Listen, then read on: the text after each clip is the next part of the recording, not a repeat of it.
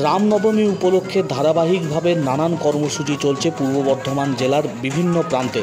পূর্ব বর্ধমানের মন্তেশ্বর এলাকায় রামনবমী উপলক্ষে আজ একটি বিশেষ শোভাযাত্রার আয়োজন করা হয়। সেই শোভাযাত্রায় কয়েক হাজার সাধারণ মানুষজন অংশগ্রহণ করেছিলেন। পূর্ব বর্ধমানের মন্তেশ্বর কলেজ মোড় থেকে কামারশাল পর্যন্ত আয়োজিত এই বর্ণময় শোভাযাত্রায় উপস্থিত ছিলেন বর্ধমান দুর্গাপুর লোকসভা কেন্দ্রের বিজেপির মনোনীত প্রার্থী দিলীপ ঘোষ। এছাড়াও উপস্থিত ছিলেন পূর্ব বর্ধমান জেলা বিজেপির সভাপতি অভিজিৎ তা, বিশ্বজিৎ পোদ্দার সহ বিজেপির অন্যান্য কার্যকর্তারা। বিভিন্ন মণ্ডল থেকে দায়িত্বপ্রাপ্ত কর্মী সমর্থক সহ নেতৃত্বরা তারা এসে উপস্থিত হয়েছিলেন আজকের এই বিশেষ কর্মসূচিতে। রামনবমী উপলক্ষে গোটা দেশের পাশাপাশি পশ্চিমবঙ্গের নানা প্রান্তের ধারাবাহিক কর্মসূচি গ্রহণ করা হয় বিজেপির পক্ষ থেকে। রামনবমী উপলক্ষে মন্তেশ্বরেও টানা কর্মসূচি গ্রহণ করা হয়েছে। 3 দিন ধরে চলছে নানান উৎসব এবং কর্মসূচি। আজ রামের মূর্তি নিয়ে শোভাযাত্রার আয়োজন করা হলো মন্তেশ্বরে। মন্তেশ্বর ব্লকের বিভিন্ন গ্রাম থেকে হাজার হাজার পুরুষ এবং মহিলারা তারা এসে উপস্থিত হন এই শোভাযাত্রায়।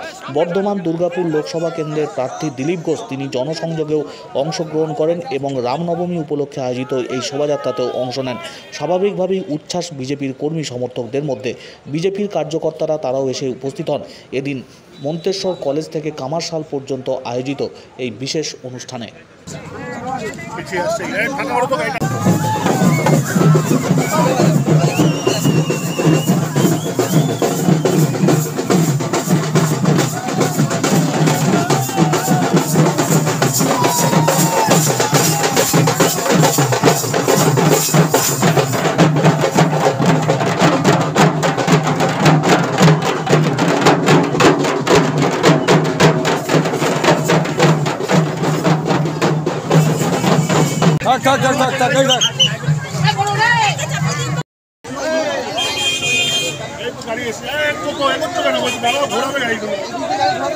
আজকে আমরা মন্তেশ্বরে